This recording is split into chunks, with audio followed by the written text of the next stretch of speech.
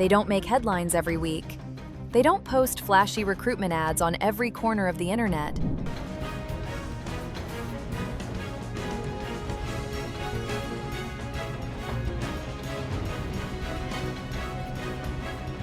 But when Serbia moves its special forces, the entire region watches. And there's a reason for that. Because Serbia's special operations units are not just ceremonial parade troops. They are combat-hardened, politically strategic, heavily modernized, and quietly expanding. In a country of just under 7 million people, Serbia has built elite formations that punch far above their weight. And if you think this is just Balkan bravado, let's break it down with facts.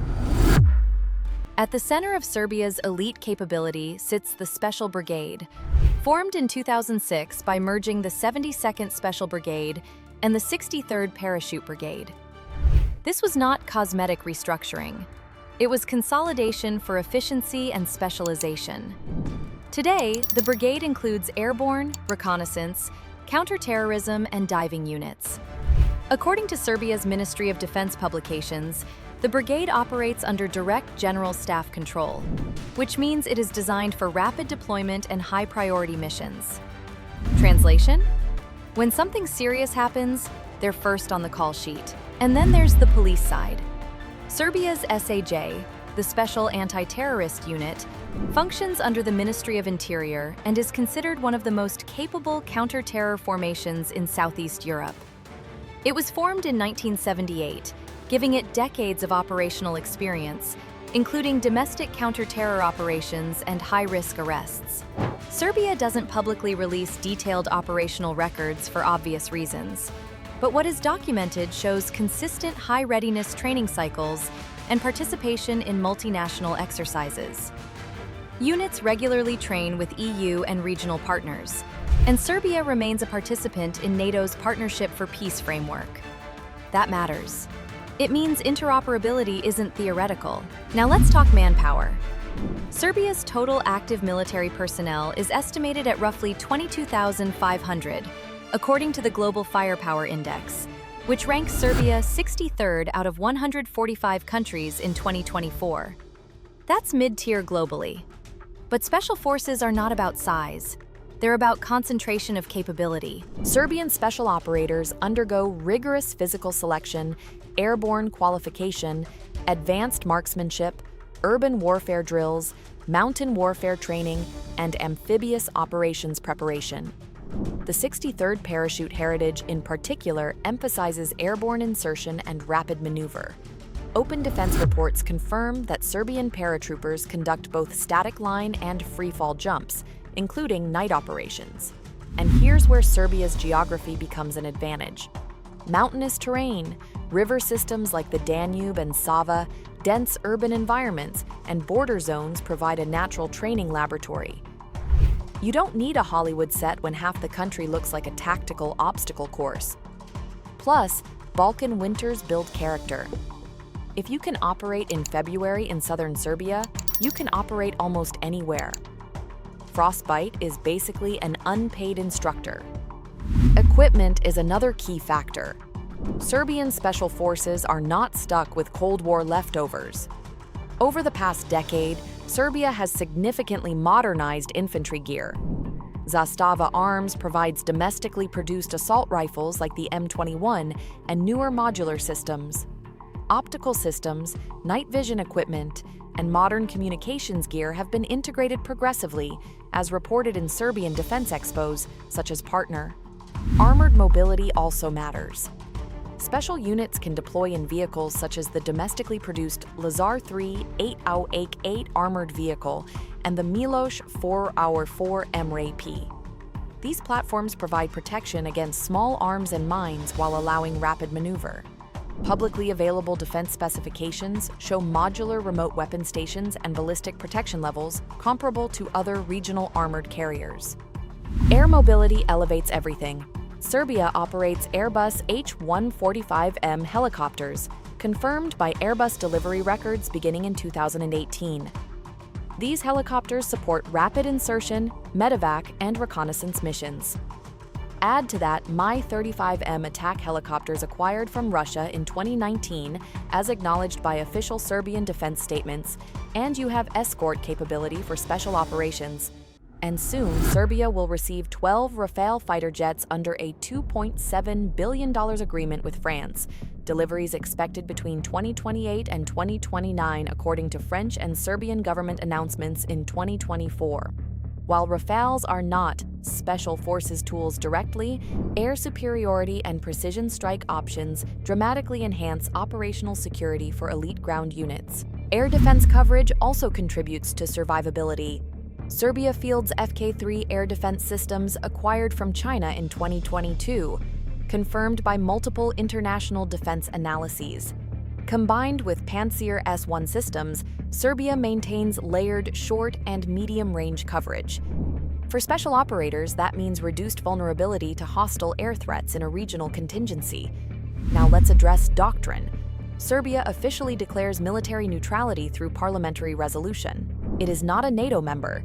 It maintains military cooperation with Western states while preserving ties with Russia and China. That balancing act is not improvisation. It's strategic hedging. For special forces, that means exposure to varied training methodologies.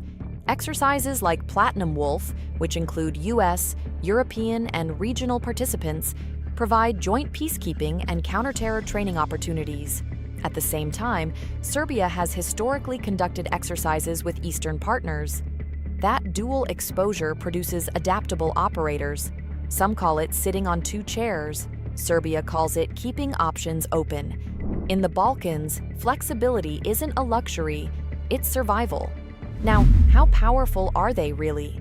Let's separate hype from reality. Serbia does not have the budget of France or the manpower of Turkey. Its defense budget for 2025 is approximately $2.4 billion, around 2.5% of GDP, according to Serbian government budget reports. That's significant regionally, but modest globally.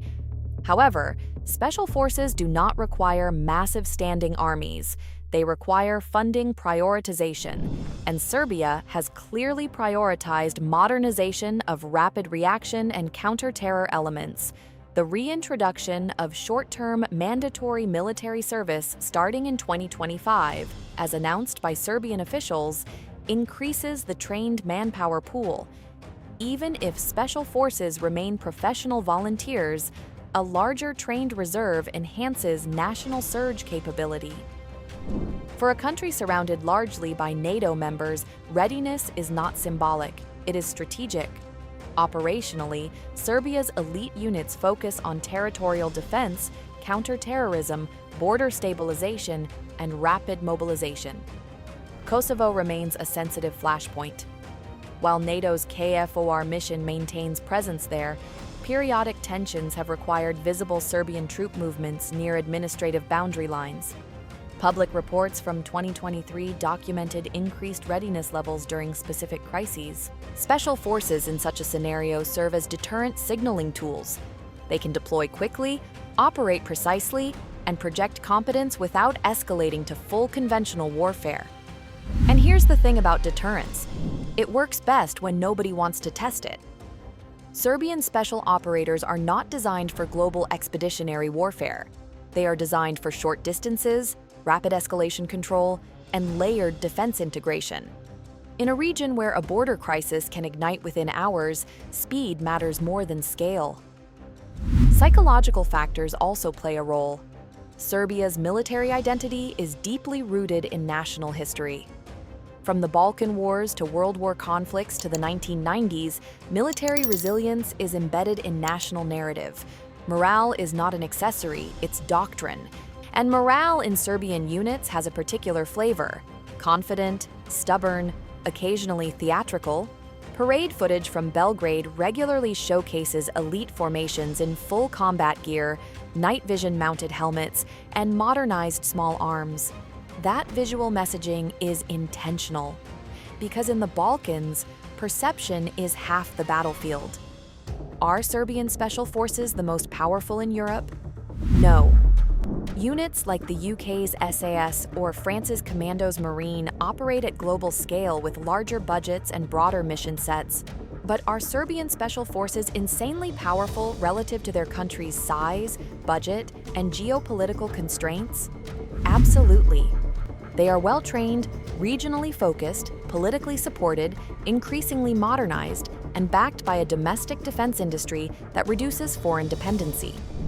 Yugo Import SDPR coordinates much of Serbia's defense production ecosystem, enabling quicker upgrades and maintenance cycles. That industrial autonomy strengthens special operations sustainability. And let's not ignore the cultural element. Serbia does not treat its elite soldiers as background bureaucrats. They are public symbols of sovereignty. Recruitment messaging emphasizes discipline, strength, and national pride. In smaller states, that visibility boosts both recruitment and public support. Also, and this is purely observational, if you've ever seen Serbian grandmothers argue over vegetable prices at a market, you understand where some of that mental toughness originates. No tactical simulator can replicate that pressure. Another reality check. Serbia's forces are strongest in defensive and regional contexts. They lack strategic airlift, aircraft carriers, or global basing networks. But that's not the mission. Serbia's doctrine is porcupine strategy. Be sharp enough that nobody tries to step on you. Special forces are the sharpest quills. Modern conflicts have shown the importance of drones and ISR integration. Serbia has acquired systems such as the Chinese CH-92A armed drone platform, confirmed in defense procurement disclosures. Domestic drone development is also expanding. For special operators, drone reconnaissance multiplies effectiveness without increasing exposure. Intelligence, surveillance, precision strike, rapid extraction. Those capabilities define modern elite units. Serbia has invested across those layers. Is everything perfect? No. Integrating equipment from Russia, China, France, Israel, and domestic sources creates logistical complexity. Different maintenance standards, software compatibility issues, varied training requirements. It demands competent officers and technical personnel. But complexity can also be resilience. Diversified suppliers reduce dependency risk. In a world of sanctions and shifting alliances, that's a calculated advantage. Ultimately, Serbia's special forces represent concentrated national strategy. They are not oversized. They are not underfunded relative to mission. They are calibrated, and calibration is often more dangerous than brute force. So how insanely powerful are Serbia's special forces? Powerful enough that regional actors factor them into every crisis equation, professional enough to train alongside Western partners, independent enough to operate under a neutrality doctrine, modern enough to avoid obsolescence, motivated enough to treat every deployment as a matter of national pride. They are not built to conquer continents. They are built to ensure Serbia is not casually pressured, not easily intimidated, and not strategically cornered. In the Balkans, that level of capability is not just impressive, it's decisive.